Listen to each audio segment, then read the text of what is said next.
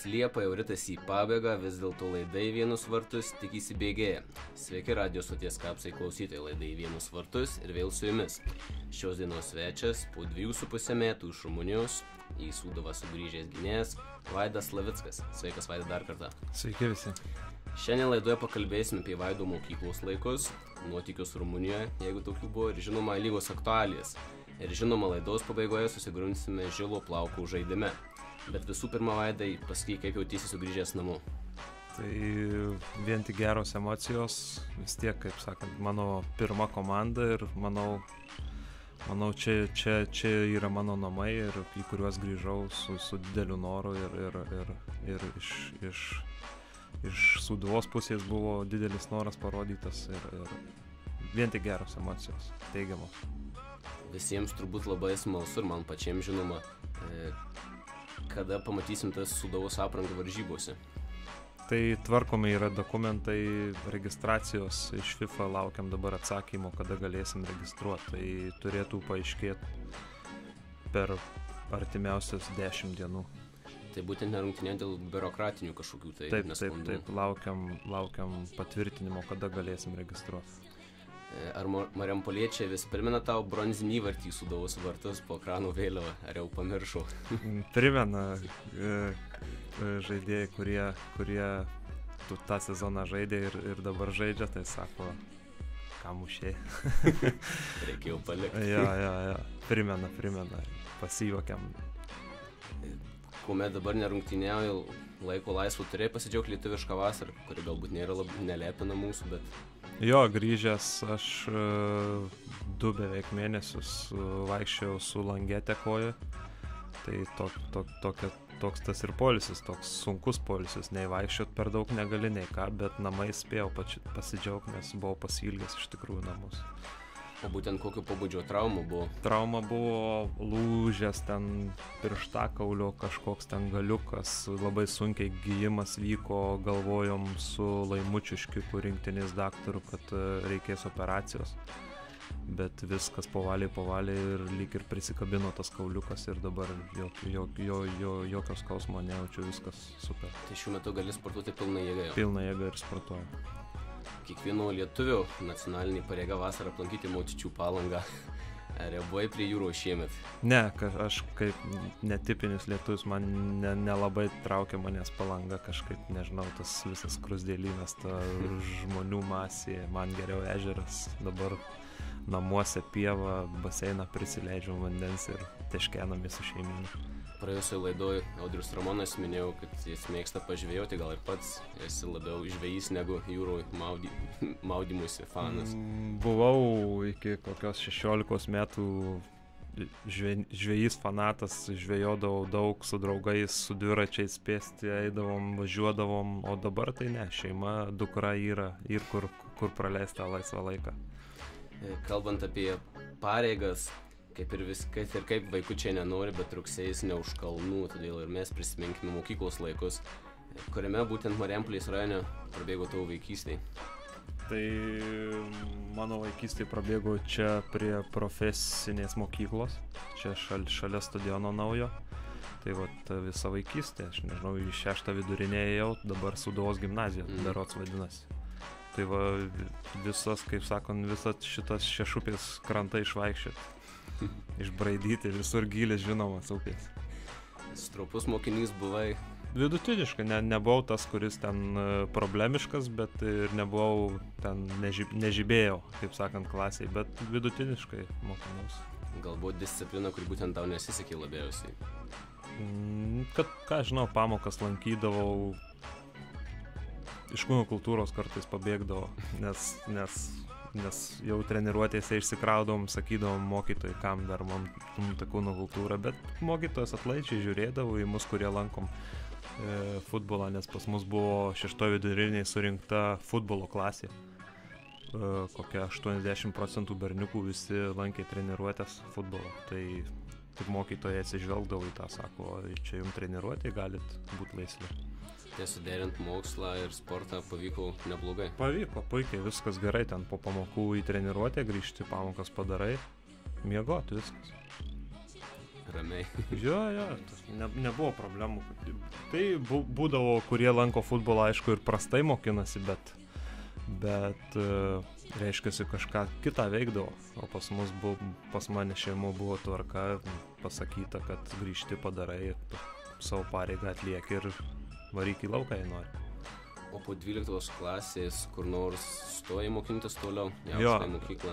Stojau į pedagoginį, baigiau Vilniaus, neakivaizdžiai per 5 metus.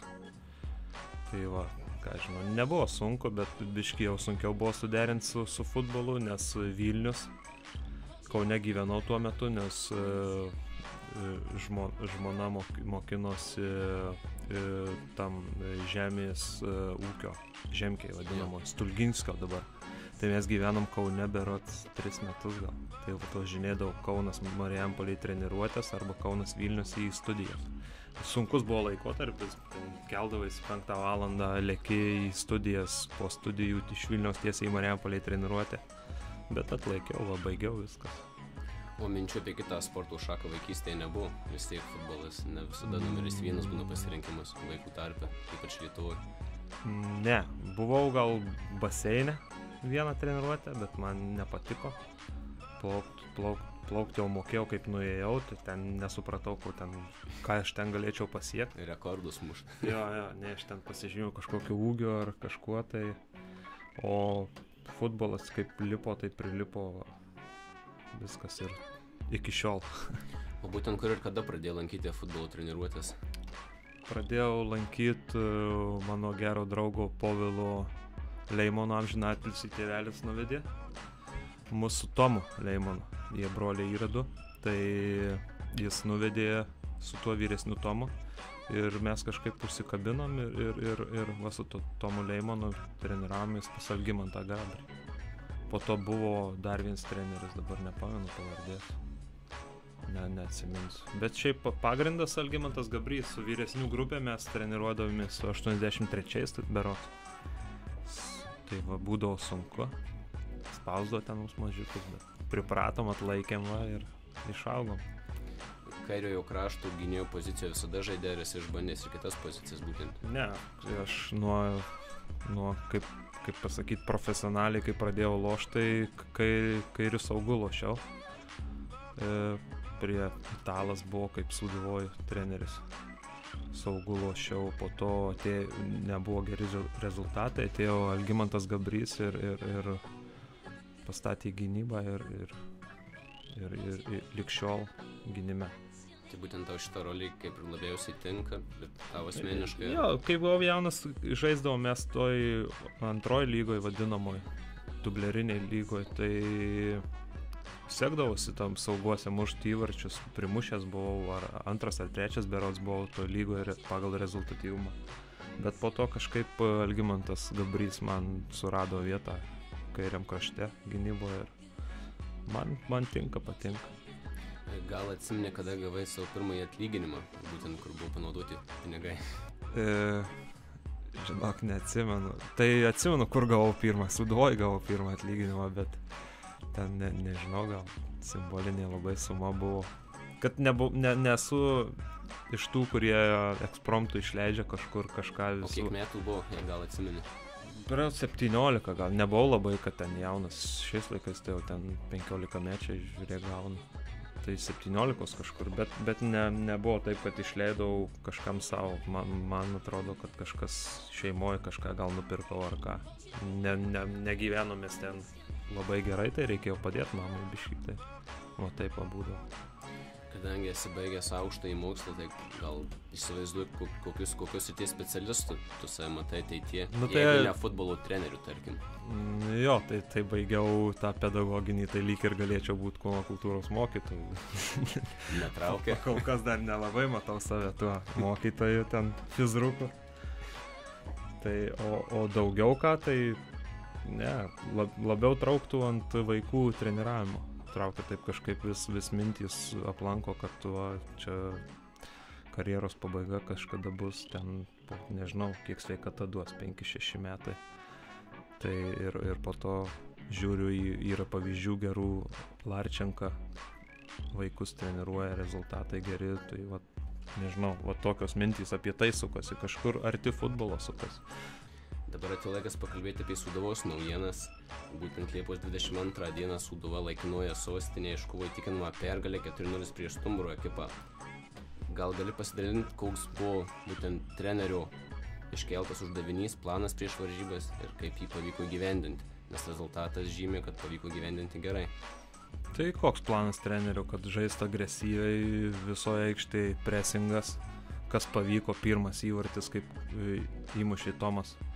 Po visą komandą presingavo, klaida vartininko ir Tomas išnaudojo įvartį. Tai va tokios ir užduotys buvo, kad presingas, neduot kvėpuot, perimt kamuolį jų aikštės pusėje ir kuo greičiau įmušti įvartį ir puikiai viską išpildė komanda. Ši pergalė buvo labiau svarbi psichologiškai ar turnyriniu požiūriu, nes kažkoks spaudimas nukrito po šitos pergalės, bent taip iš šalies atrodo. Tai labai svarbi buvo pergalė dėl to, kad buvo didžiulė pertrauka tam čempionate, nes visuomet, kada būna didelė pertrauka, tada iškrenta, išsibalansuoja komandos žaidimas ir pats treneris sakė, kad ne taip dar žaidžiam, kaip turėtum žaisti kamuoliu, praradimas lygioje vietoje, tai va tą ir išbalansuoja tą pertrauką, bet šiaip jo, psichologiškai labai svarbi pergalė. Tuo tarpu rugpjūčio 2 dieną, tai yra šį sekmadienį jau 19:30 Marijampolėje Sūduva namuose susitiks su Trakų ekipa. Kas akcentuojama būtent prieš šias varžybas treniruočių metu ir manau vis tiek braižas turėtų būti kitoks varžybų negu prieš Stumbrą. Tai šiuo metu tai buvo irgi ilgesnė pertrauka, kiek 90 dienų iki varžybų, tai iki šiandien dirbom tik tai fiziškai su kamuoliu, o taktiškai pradėsim dirbti po laisvos dienos nuo ketvirtadienio. Tai va dar konkrečių uždavinių dar nėra. O kokį tau įspūdį būtent palieka šių metų Trakai?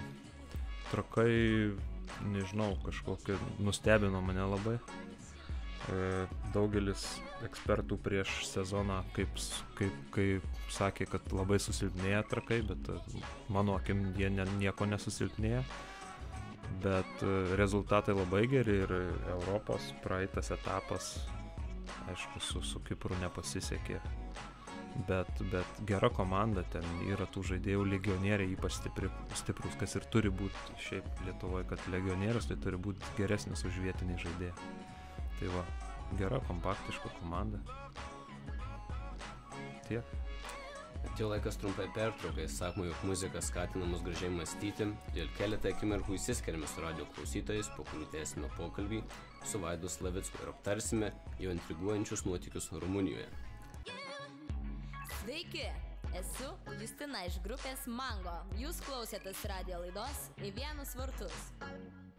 Sveiki, radio stoties kapsai klausytojai dar kartą. Laida Į vienus vartus ir vėl beldžiasi į jūsų namus. Šios dienos svečias į Sūduvą sugrįžęs po ilgų kelionių Vaidas Slavickas. Laikas pakalbėti apie Vaido nuotykius Rumunijoje. Rumuniškai pramokai ar nelabai? Nu, pramokau, galiu pasakyti, kad per tuos 1,5 metų turėjau 2 sunkias traumas, tai pakankamai nemažai laiko praleidau Lietuvoje. Bet kada po pirmos traumos grįžau vėl į Rumuniją, ilgesnį laiką pabuvau, tai didelis progresas pasijautė ir patys vietiniai žaidėjai sako, o jau tu čia viskas rumunas, jau sako, kalbėt gali, susikalbame su tavimi. Keiksmažodžius turbūt rumuniškus irgi atpažinti moki iš tribūnų. Tai pirmi žodžiai, kuriuos išmokau. Čia jau kaip taisyklė visi išmokina greitai. Pakeliauti po Rumuniją kaip turistui teko ar labai minimaliai? Minimaliai praktiškai neteko, nes kai būdavo, jeigu pasiruošimo sezonui, tai būni vienas, nes šeima nėra reikalo atvažiuoti, nes mes kažkur išvažiuojam, pavyzdžiui, Italijoje buvom. Tai, o kai prasideda čempionatas, tai labai didelės išvykos, ilgos išvykos, po 12 valandų važiuoji į rungtynes, prieš 2 dienas išvažiuoji, sužaidi, grįžti, išeina apie 4 paros, vėl už 2 dienų kitos varžybos. Nu, tai toks įtemptas labai grafikas, tai nebuvo laiko, ten tik į Bakau tokį miestelį važiuodavom, ten shopping centras yra toksai, tai va, ką apsiprekinti ir viskas, o šiaip pakeliauti tikrai ne. Primink klausytėms, kaip būtent vadinosi miestas, kuriame tu gyvenai? Pietraniemt miestelis.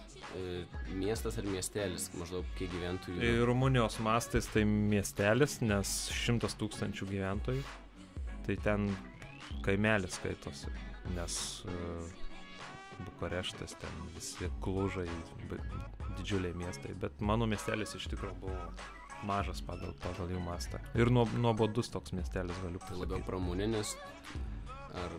Nežinau, Tiesiog kažkoks bažnytkaimis man.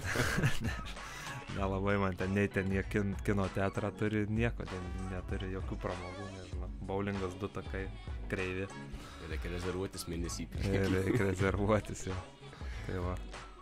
Taip pat primink klausytojams Rumunijos klubo pavadinimą. Pietraniem. Čeklau, atsiprašau. Ir kiek man teko domėtis, šio klubo pavadinimas yra paremtas kalnų pavadinimu. Bent tai prašo mūsų Wikipedia, tai gal teko matyti ir tą kalną, Bažnytkaimių. Jo, ten mūsų tas miestelis, kaip pasakyti, vidurys kalnų, taip miestelis ir aplinkui visur kalnai.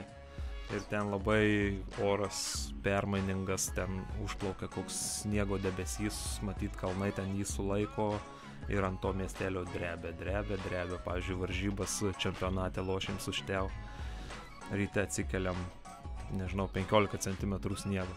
Darbininkai nuvalė tą aikštę, vis tiek drebia, lošiam, nieks ten rungtynių neatideda, įtemptas grafikas, lošiam ir viskas. Tai toks įdomus. Arba lyja, arba rūkas. Saulėtų dienų nedaug, tikrai nedaug. Tai sąlygos bent jau žaisti namuose ne iš geriausių. Nu, šiaip stadionai geri, viskas ten gerai, bet va, tokius kažkaip orus turėjom, sakydom ir mes komandos viduj, kad atrodo, kad tik mum taip yra. Arba lyja, arba sninga, arba ten, nežinau, vėjas pučia. Normalaus oro, tai taip retai sulaukdavom. Išvykose tik tai normalūs orai būdavo. Tai va, toks labai keistas oras būdavo. Jau jeigu užėjo rūkas, tai turėk 2 dienas. O kiek žmonių būtent talpina, gal žinai, jūsų namų stadionas buvęs? Nu, žiūrėjau, aš kaip važiavau į tą klubą, žiūrėjau. Senas, didelis stadionas, bet nėra labai senas, bet nepasakysiu gal. Skaičiau, kad 18 000, bet... Jo, kažkas panašaus, žinau. O būtent kiek žiūrų susirinkdavo į namų varžybas? Nedaug. Pas mus nedaug ateidavo, jeigu, pavyzdžiui, loši su grandais, kokias Šteu, Dinamo, Petrol, Astra, tai pasirinkdavo kokį, 2,5–3 tūkstančio, bet nedaug žiūrovų eina. O jeigu loši su vidutiniam tokiom komandom, tai iš vis mažas lankomumas. Lankomumas vis tiek didesnis gerokai negu Lietuvoje. Nu jo, didesnis, bet pagal tai, ką tu matai išvykose, kaip išvažiuoji. Pavyzdžiui, į Krajovą važiavam žaisti, tai 11 tūkstančių. Su Dinamo, kiek lošim, irgi 7 gal tūkstančių žiūrovų. Nu tai jau jaučiasi, bet ten stadione tokio didumo, kad ten nelabai jaučiasi tie žiūrovai. Bet ir stadionų gražių, pavyzdžiui, Petrol, Klužo stadionai nauji pastatyti, tai jaučiasi ta atmosfera. O kada mūsų tas toksai sovietinis stadionas, toksai biškiai atnaujintas, tai ten, nežinau, ten gali 10 prieiti, niekas tai nesijaus. Bėgimo takai dar, žinai, tai nesijaučia ta atmosfera. Bet va, sakau, kada su grandais, tai yra žiotažas, reklamos suveža, ten parašai po rungtynių pas tuos žaidėjus, top žaidėjus tuos. Nu, didelis žiotažas. Gal turi įsimintiniausią momentą būtent savo iš Rumunijos futbolo aikštelį? Tai futbolo aikštelį, tai gal kaip išvyko laimėjom prieš Šteu, prieš Rumunijos čempionus. Tai 1-0, atsimenu, sunkios rungtynės buvo, aišku, mes besiginančių vaidmenį buvom, bet pavyko įmušt. Ir tuo metu dar biškį koja pasitempė raumenį, kelintą kokią 70 minutę pasikeičiau, bet va, atsilaikė Hebra. Ir tuo metu Arlauskis irgi per tas rungtynės irgi koja pasitempė. Tai sakom, juokėmės, sako, abiem tas pats. Bet va, laimėjom prieš tokiai va įsimintina pergalė. Nes galingas iš tikrųjų Šteu tas varžovas, tai geri žaidėjai surinkti, legionieriai geri, sąlygos ten pas juos superinės.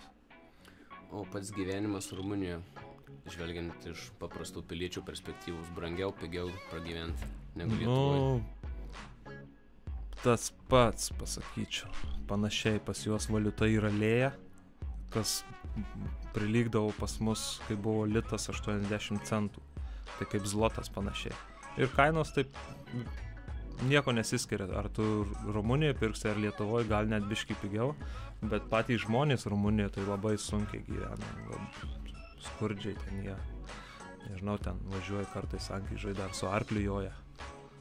Nu, skurdi šalis kažkokia man pasirodė, aišku, tai sostinė Bukareštas kitaip, bet va tie va kiti miesteliai, keliai prasti, šunų begalės, čia gal visi žino, begaliai šunų laksto palaidi, ten atrodo Lietuvoje pamatytai, tai ten juos pradėtų gaudyti, žinai, kažkas surinkt, kažką daryti, o ten niekam nerūpia, šiukšlės mėtosi, nu taip tokia, man nepatiko ta šalis. O Rumunijoje gyvenai vienas ar su šeima, būtent sezonų metu? Tai buvo tarpų, kada vienas, kada su šeima, va taip važinėdavo šeima. Nes ir šeimai sunku, jeigu aš išvažiuoju 4 dienom, žinai. O ką ten su maža mergaitė mano žmonai sėdėt 4 paras bute užsidarius, sako, nei aš ten išeisiu, nei ką dar šunys užpuls. Bijos. Tai sunku ir šeimai buvo, bet atvažiuodavau, pabūdavau, kartu pabūdavom, po to aš vėl vienas, vėl išvažiuoju, vėl atvažiuoju, o taip va. O gyvenimo sąlygos, tai prasme, būtas, nuvykimais į treniruotės, kas liečia tokius dalykus, viskas buvo? Jo, aš gyvenau kokie 4 kilometrai nuo stadiono, man butą buvo davę, gerą butą buvo davę naujam name pastatytam, aš ten susiradau tą butą, jie išnuomavo, o važinėdavau su komandos draugu, irgi ten tam pačiam name gyvendavau, tai jokių problemų nebuvo. Tai va, butas buvo geras, nuvažiuot viskas gerai, tik tai va, būdavo į miestą. Pavyzdžiui, išvažiuoti jau reikia taksi kvieti, kad su šeima nuvažiuoti į miestą, nes nenueisi, žinai, kažkur. Iš klubo mašiną kartais pasimdavau, bet retais atvejais, nelabai linkę buvo duoti. Gal gali kelis esminius kultūrinius skirtumus įvardinti būtent tarp lietuvių tautos ir būtent rumunų? Ar nelabai sugebėsi skirti taip greitai?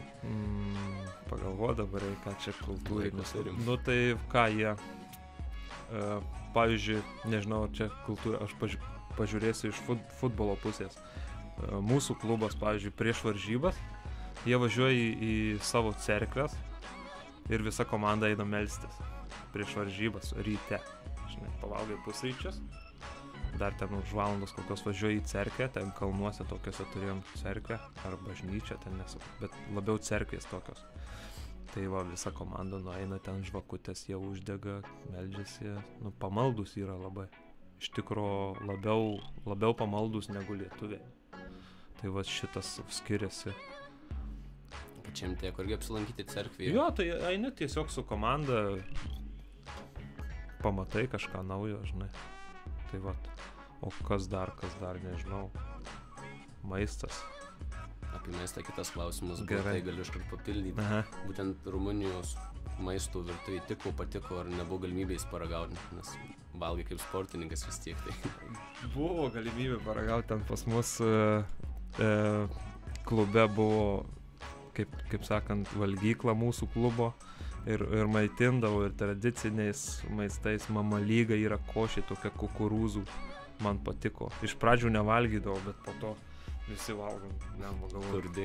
Kodėl aš negaliu valgyti toks kukurūzų košė su grietinė, su varške, viską sumaišo ir skanu, tai va dabar kartais ir aš namuose net pasidarau. Patiko iš tikro.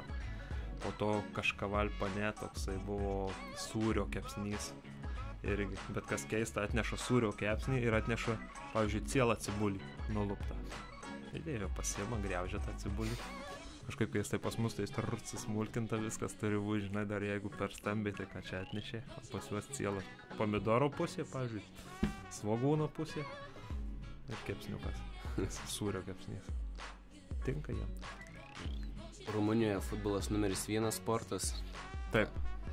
100%. Be konkurencijos. Būtent kas antroje vietoje būtų, net nežinau, rankinis koks, kovos menai. Žinok, nesidomėjau. Turbūt, kad neatsakysiu, nes nežinau. Nes dabar noriu paklausti, būtent Lietuvoje mes turim futbolo TV.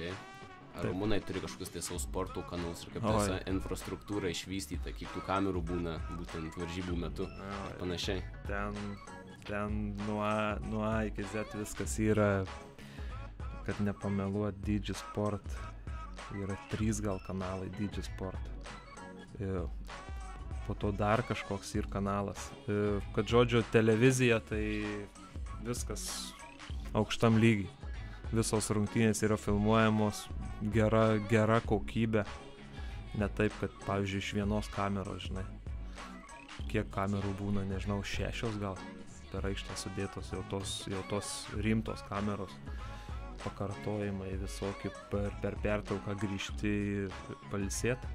Tau rūbiniai per televizorių rodo momentus, kokį buvo, pavyzdžiui, baudinys 11 metrų, ten davė, nedavė, buvo, nebuvo, transliacija, interviu gyvai, viskas. Įdomus dalykai, analizės visos, po to po rungtynių, kiekvienam žaidėjui duodami balai, kokiu tu balus sužaidė, ten priklauso, ten tikslus pasas, netikslus, rezultatyvus, ar įvartis, ar klaidą padarė. Tai laikraščiai visi kitą dieną rašo. Kiek žmonių dirba administracijoje be trenerių štabų? Tu prasme, ten nuo direktoriaus iki... Jo, būtent kokio dydžio personalas. Tai skaičiuot, sekretorijas visokios, apie 10 žmonių. Jo, apie 10 žmonių vien tik tas, į ką gali kreiptis. Vienas dėl buto klausi, kitas dėl finansų, kitas dėl popierių, ten pas sekretorę kažkokie tai laiškai ar kas. Yra atsakingi. Ten keli direktoriai, ten pas mus klube, tai nežinau, ten kas 2 mėnesius gal keisdavosi direktorius. Labai viskas nėra pastovumo. Treneriai irgi, nežinau, kiek aš trenerių turėjau per 1,5 metų, 5 gal. Ten tik kelios varžybos, raus, laisvas, jeigu nepaėjo. Ja. Tai va. Ir gal kokia tai juokinga istorija būtent iš Rumunijos, čia aplamai nebūtinai futbolo aikštelė, kas dabar šauna į galvą. Tai kas ten man juokinga, aš kaip atvažiavau, tai man buvo juokinga, kad aš važiuoju su taksu sankryžoj prie manęs su arkliu vaikinukas kokios 12 metų. Kai pasižiūriu, toks čigoniukas, žinai, matyti iš kalnų kažkur atjojas. Tai va tas, aš taip, puliambu, kas čia. Pauskas ranka rodė. Nieko ten nereikia rodyti, važiuoja ir viskas. Aišku, to Bukarešte nesutiksi, ten kituose didžiuose miestuose, bet sakau, pas mus buvo, ten į tuos kalnus pasižiūra, avių pilna, ten tie čigoniukai tik vaikšto. Bet nepasakysiu, kad blogi žmonės, rumunai labai paslaugus, jie dar pamato, kad tu esi užsienietis, tai padeda 100%. Labai paslaugus žmonės. O dabar, ponios ir ponai, atėjo laikas žaidimui Žilas plaukas. Turbūt nesusipažinęs su taisyklėmis žaidimų, tai greitai priminsime. Išgirsi 2 žaidėjus ir turėsi pasakyti, kuris iš jų yra senesnis. Ant paso, ne pagal išvaizdą. Pas iš visų 5 žaidėjų poros. Trumpai galiu priminti turnyrinę lentelę. Šiame žaidime kol kas pirmauja Valentinas Baranovskis ir Ernestas Veliulis. Jie prieš tai buvusiuose radio laidose atsakė į visus 5 klausimus teisingai. Matyt, FIFA kartais pažaidžia. Nesu, kaip sakant, tas, kuris domisi daug futbolu, žinai. Domiuosi tik savo komandą ir nestebiu kitų. Bet gerai, pabandom, aišku. Parinkau kaip tik gynėjus. Simboliškai tau pasiruošęs. Gerardas Piqué ar Diego Godinas? Kuris vyresnis? Godinas. Giorgio Chiellini ar Peras Mertesakeris? Seniai abudu. Čia jau mėnesiai skiriasi. Seniai abudu. Chiellini, tai gal būna. Vincentas Kompany ar Filipas Lamas? Kompany gal. Sergio Ramosas ar Mehdi Benatia? Dar neseniai. Tai gal Ramosas. Ir Matas Hummelsas ar Thiago Silva?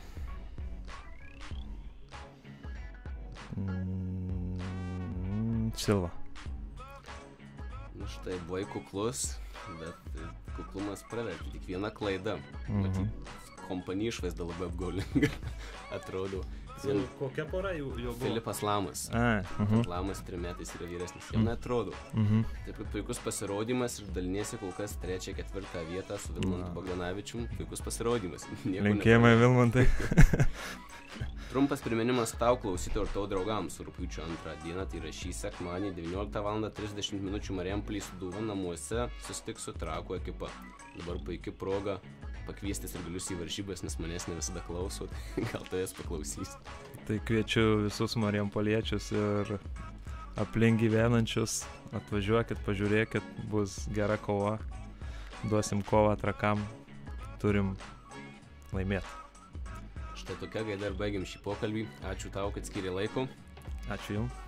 Laidai Vienos vartus atsisveikinu su jumis iki rugpjūčio 13 dienos 15 valandos. Visus laidų įrašus galite rasti oficialioje Sūduvos svetainėje fksūduva.lt. Su jumis buvo Andrius. Iki.